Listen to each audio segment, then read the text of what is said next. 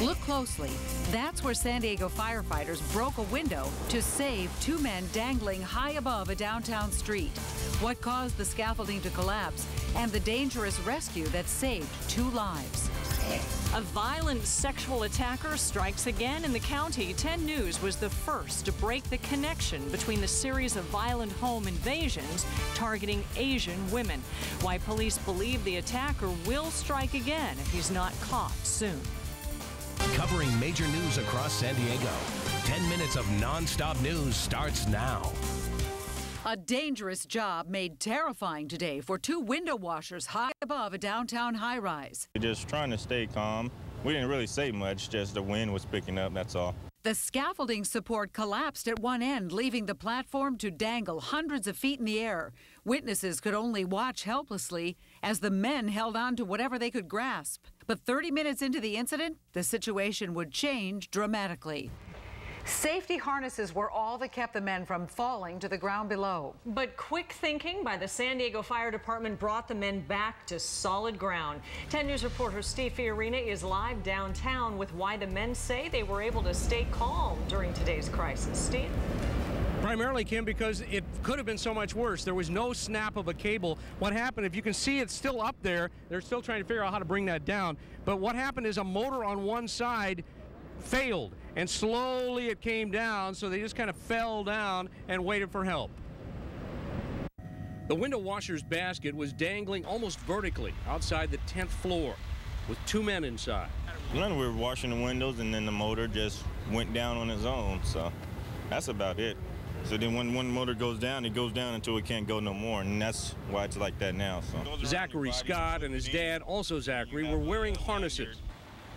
Still, they fell to the end of what they call the stage, Dad on top, and they waited, trying to stay calm. You gotta be. There's nothing else we could do about it, you know? A crowd gathered below, watching anxiously as fire rescue teams set up 2 options. One is to lower firefighters down from the top of the building down to the basket, harness up the 2 window washers, and then either lower them to the ground or to the top of the roof. The second option, which was used, was to go ahead and break a window right where the white window washers were hanging, secure the basket from dangling in the wind anymore, and bring them into the 10th floor of the building, which was done. Using a pickaxe, firefighters broke the double-paned window, secured the apparatus, and pulled the men to safety. Neither was hurt. There's no injuries or anything, so. You going back up tomorrow? Yeah, right. If they fix the stage, maybe, no. It'd probably be a while before I come back here and do that, but I go back to work tomorrow. And moments later, heartfelt thanks for the men who made the rescue.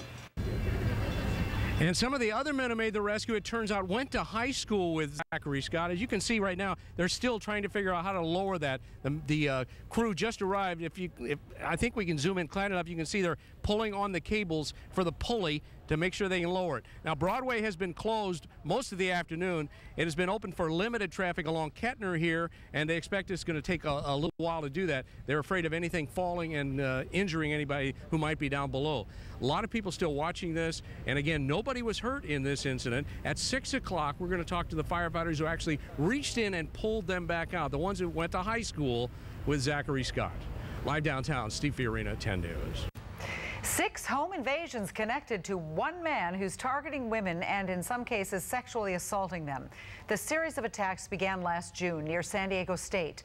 Over the next several months, 4 more attacks across the county. And today, a 6th home invasion at an apartment complex was made public by police that ended with the victim being sexually assaulted. 10 News reporter Joe Little is live in Grantville with the warning tenants were given last week.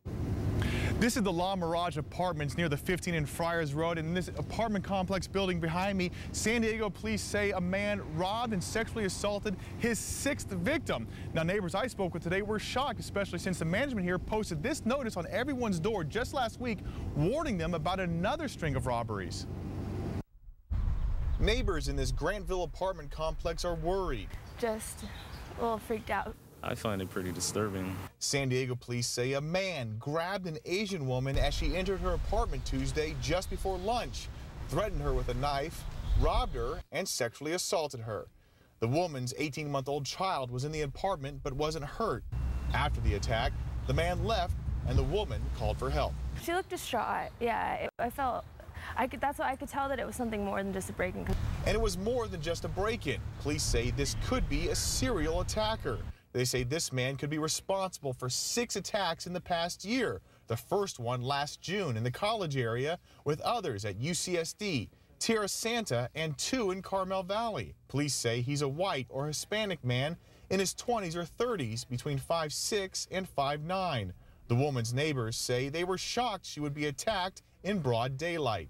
We're going in and out often enough that I was honestly a little bit surprised, because it seems like this corner is pretty high traffic in terms of people coming and going. And tenants were recently warned about another series of burglaries here at La Mirage. I was freaked out because we've got notices saying that there's apartments that keep getting broken into, and cars and motorcycles that are getting stolen. And this is maybe the 10th break-in or somewhere in that number. Like, it's reaching double digits break-in. Now tenants are taking those warnings to heart.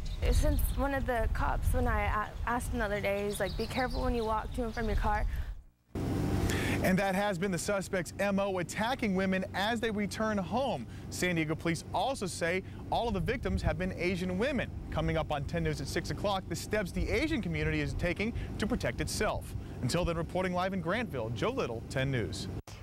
If a sexual assault happened in your neighborhood, would you want to know? New at 6, why San Diego police kept this series of attacks from the public, even though they knew they were connected to one man.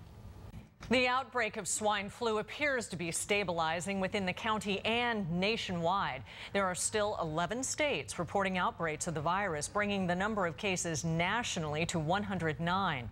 Here in San Diego, the confirmed number of victims remains unchanged at 8, with another 13 cases being investigated as probable.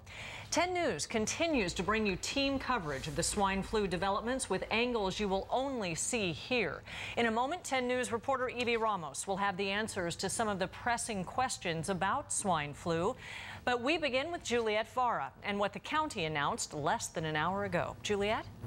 Kimberly, the county updated us on new information and on new numbers. Let's go ahead and tell you what they are. As of today, there are 8 confirmed cases of swine flu in San Diego County. There are now 13 probable cases. We know one is a 3-year-old and another one is a student at SDSU. In all, there are 57 confirmed cases of swine flu in the state of California. This afternoon, the San Diego Community College District confirmed 1 case of swine flu, but said that person experienced symptoms while in another state and is still currently out of state. Local health officials say they are also investigating a case at USD. Beginning tomorrow, all future tests will be sent to Richmond, California for quicker results instead of going to the CDC in Atlanta. The state will be able to run a batch of 100 specimens a day. So we expect to really get a much faster turnaround time. In our laboratory, we can only run 20 a day.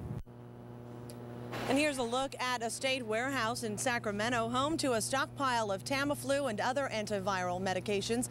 In San Diego, we know clinics have Tamiflu, and the county has requested 50,000 more doses. Again, 8 confirmed cases here in the county, 13 probable cases. Health officials say out of all those cases, only 1 person has traveled to Mexico, and that's a 3-year-old girl.